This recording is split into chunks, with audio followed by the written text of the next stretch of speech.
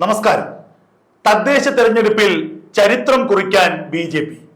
ചരിത്രത്തിൽ ആദ്യമായി തിരുവനന്തപുരം കോർപ്പറേഷൻ പിടിച്ചെടുക്കാനുള്ള കഠിന പ്രയത്നത്തിലാണ് BJPയുടെ സംസ്ഥാന നേതൃത്വം. ഇതിന് ചുക്കാൻ പിടിക്കുന്നതാകട്ടെ BJPയുടെ സംസ്ഥാന അധ്യക്ഷൻ രാജീവ് ചന്ദ്രശേഖറും മുൻ കേന്ദ്രമന്ത്രി V മുരളീധരനും. തിരുവനന്തപുരം കോർപ്പറേഷനിൽ ആകെ 101 വാർഡുകളാണുള്ളത്. അതിൽ കഴിഞ്ഞ തവണ 35 വാർഡുകളാണ് BJP വിജയിച്ചു കയറിയത്. ഏതാനും ചില വാർഡുകളിൽ വിരലിലെണ്ണാവുന്ന വോട്ടുകൾക്കാണ് BJP സ്ഥാനാർത്ഥി പരാജയപ്പെട്ടത്. അതേസമയം കഴിഞ്ഞ ലോക്സഭാ തെരഞ്ഞെടുപ്പിൽ തിരുവനന്തപുരം കോർപ്പറേഷനിലെ ഒട്ടുമുക്കാൽ വാർഡുകളിലും BJP ആണ് ലീഡ് ചെയ്തത് എന്നുള്ളത് BJPയുടെ ആത്മവിശ്വാസം വർദ്ധിപ്പിക്കുന്നു.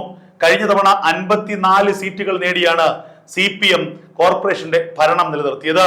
ഇത്തവണ BJP ലക്ഷ്യമിടുന്നത് 70 സീറ്റുകളാണ്. ആ 70 സീറ്റുകളിൽ വിജയം ലക്ഷ്യമിട്ടുകൊണ്ട് ആ 70 സീറ്റുകൾ കേന്ദ്രീകരിച്ചുകൊണ്ടുള്ള ആ 70 വാർഡുകൾ കേന്ദ്രീകരിച്ചുകൊണ്ടുള്ള മത്സരമാണ് BJP നടത്തുന്നത്.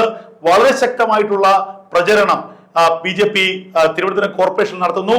കഴിഞ്ഞ 5 വർഷക്കാലം കോർപ്പറേഷൻ ഭരിച്ച ആര്യ രാജേന്ദ്രന്റെ പിടിപ്പുകേടും കഴിവുകേടും ആര്യ രാജേന്ദ്രന്റെ അഴിമതിയും ഒക്കെ തന്നെ വലിയ ചർച്ചയാക്കി മാറ്റുകയാണ് BJP നേതൃത്വം.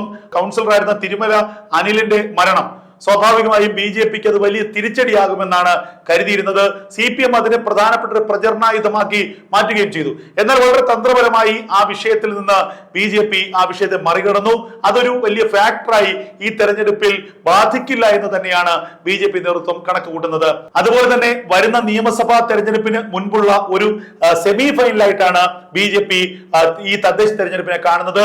തിരുവനന്തപുരം മണ്ഡലം, നേമം, കഴക്കൂട്ടമടക്കം BJPക്ക് വിജയിക്കാൻ സാധ്യതയുള്ള മണ്ഡലങ്ങളിൽ വലിയ സ്വാധീനം ഈ തദ്ദേശ തെരഞ്ഞെടുപ്പിൽ ഉണ്ടാക്കണം. അതിലൂടെ വരുന്ന നിയമസഭാ തെരഞ്ഞെടുപ്പിൽ തിരുവനന്തപുരത്ത് 2ഓ അതിലധികമോ സീറ്റുകൾ വിജയിക്കണമെന്ന് തന്നെയാണ് BJPയുടെ ഏറ്റവും വലിയ ലക്ഷ്യം. അതിനുവേണ്ടിയുള്ള വമ്പൻ മുന്നൊരുക്കങ്ങളാണ് BJP ഇപ്പോൾ ആരംഭിച്ചിരിക്കുന്നത്. ഗ്രാസ് റൂട്ട് ലെവലിൽ ഏറ്റവും അടിത്തട്ടിൽ പ്രവർത്തകരെ സജ്ജരാക്കുക. അതുമാത്രവുമല്ല, സർക്കാരിനെതിരെയുള്ള അഴിമതി ആരോപണങ്ങളിൽ വലിയ പ്രക്ഷോഭങ്ങൾ സംഘടിപ്പിക്കുക. പ്രത്യേകിച്ച് ശബരിമല വിഷയം, അതുപോലെ തന്നെ സർക്കാരിന്റെ മറ്റ് അഴിമതികൾ, ഇതിലൊക്കെ തന്നെ വലിയ പ്രക്ഷോഭങ്ങൾ സംഘടിപ്പിച്ചുകൊണ്ട്, വലിയ സമരങ്ങൾ സംഘടിപ്പിച്ചുകൊണ്ട് ഈ ഒരു ഓളം നിലനിർത്തുക. അതിന്റെ ഭാഗമായിട്ടാണ് ശബരിമല സ്വർണ്ണക്കൊള്ള വിവാദത്തിൽ BJP, മഹിളാ മോർച്ച, BMS, യുവമോർച്ച, അങ്ങനെ ഒരുവിധപ്പെട്ട എല്ലാ പോഷക സംഘടനകളും വലിയ സമരങ്ങൾ നടത്തിയിരുന്നു. വലിയ ജനകീയ പങ്കാളിത്തമാണ് BJPയുടെ സമരങ്ങളിൽ കഴിഞ്ഞ കാലങ്ങളിൽ കണ്ടത്.